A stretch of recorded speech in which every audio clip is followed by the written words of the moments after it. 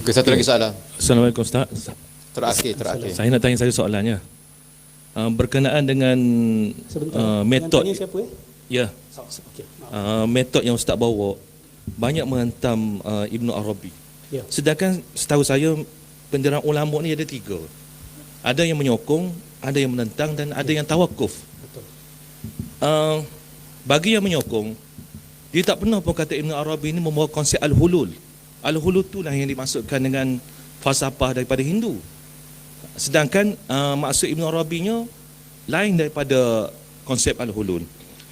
Sebagai contoh ya, kita tengok Imam Jalaluddin As-Sayuti. Dia ada kitab Tanbihu Al-Ghabi bi Tabarri'ah tak? Ibnu Arabi. Ini juga kitab yang masyhur. Contoh lain macam Imam Abdul Wahab Asy'arani, yang mana dia ada banyak kitab yang membela berkenaan Ibnu Arabi. Jadi bagi saya tak adil lah bagi ustaz hanya menentang Ibnu Arabi, sedangkan banyak lagi ulama yang menyokong dan juga tawakuf terhadap dia. Wallahu a'lam. Terima kasih. Ini mungkin kali ke-50 lah saya dengar kritikan ataupun pembetulan seperti ini. Saya ucapkan terima kasih. Ini muhasabah untuk saya. Baik. Ada 3 pandangan. Tawakuf, dia wali paling besar, dia kafir paling dahsyat sekali di kalangan ulama. Soalannya di sini, bolehkah ketiga-tiga pandangan itu diharmonikan? Ada yang kata pandangan yang pertama tu tawakuf itulah gaya yang mengharmonikan. Baik. Kalau jujur bertawakuf, tolak semua kitab-kitab beliau. Jangan guna, jangan pakai, jangan baca, jangan cakap ya dan tidak. Itu tawakuf yang sebenar-benar tawakuf. Tapi hari ini bila sebut tawakuf, tak, tapi dia Syekhul Akbar. Itu bukan tawakuf. Itu sudah mengambil pendirian. Betul ke kita tawakuf? Kalau tawakuf, jangan sebut tentang Ibn Arabi, jangan baca teori-teori dia, jangan belajar dan jangan panggil dia Syekhul Akbar. Kalau setuju, saya tak ada masalah dengan pendirian tersebut. Kita pergi kepada 2 pendirian yang kemudian. Dia Syekhul Akbar ataupun dia Batini Akfar, yang dikatakan oleh orang-orang seperti Al-Ais bin Abdis Salam. Okay? Begitu juga dikritik keras oleh Syekh Mustafa Sabri, oleh Mullah Ali Al-Qari. Ulama-ulama kelas pertama, bukan ulama-ulama kelas kedua. Al-Hafiz Al-Iraqi mengkafirkan terus. Ramai. Ala Al-Bukhari. Al-Ala Al-Bukhari ni murid kepada Taftazani, tulis satu kitab mengkufurkan terus. Dia kata dia ni Ibn Arabi ni makan ganja dan sebagainya. Baik. Bila ada 2 pandangan yang bertentangan dan kita tak mau tawakuf, kita kena lihat hujahan kedua-dua belah pihak. Kita kena adil dan lihat kedua-dua belah pihak. Setuju? Siapa di sini yang boleh yakinkan saya Imam Suyuti pernah belajar akidah Hindu? Siapa yang boleh yakinkan saya ulama-ulama yang pertahankan Ibn Arabi khususnya di tanah Melayu ini, mereka belajar tentang Neoplatonism?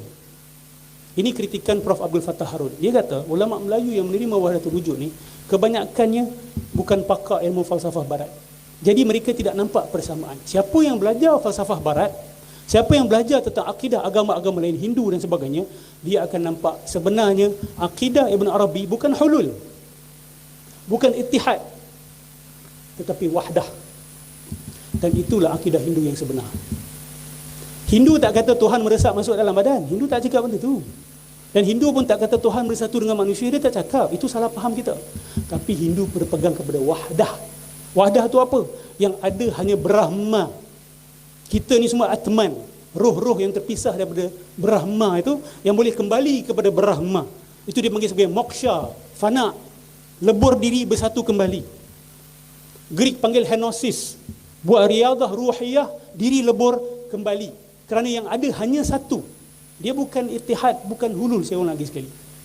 Jadi ulama yang berkritik Ibn Arabi, mereka bukan salah faham. Mereka faham betul akidah dia. Dan rumusan mereka adalah ini akidah Neoplatonism, ini akidah Hindu, dan kalau siapa nak buat perbandingan, bandinglah akidah Hindu dengan akidah Neoplatonism. Awak akan lihat semua syarat, semua rukun yang ada dalam kitab Ibn Arabi. Sehinggalah ke tahap Ibn Arabi memandang enteng kepada penyembahan berhala. Memandang enteng. Dia kritik penyembah berhala di kalangan umat Nabi Nuh. Dia juga kritik Nabi Nuh. Dia kata Nabi Nuh tak sampaikan betul-betul, umat dia pun sembah hanya satu penjelmaan Tuhan. Sepatutnya umat Nabi Nuh kata semua Tuhan, jangan hanya ambil patung sembah. Nabi Nuh pula, dia terlalu mentanzih Tuhan. Sepatutnya dia kena tasbihkan juga. Nampak? Dia salahkan dua-dua sekali. Ini ada dalam Fususul Hikam. Kita boleh terima akidah seperti ini? Nabi Nuh tak betul sepenuhnya. Kaum musyrikin zaman Nabi Nuh pun tak betul sepenuhnya. Ini akidah apa ni sebenarnya? Saya boleh bawa terlalu banyak. Jadi bukan hulul.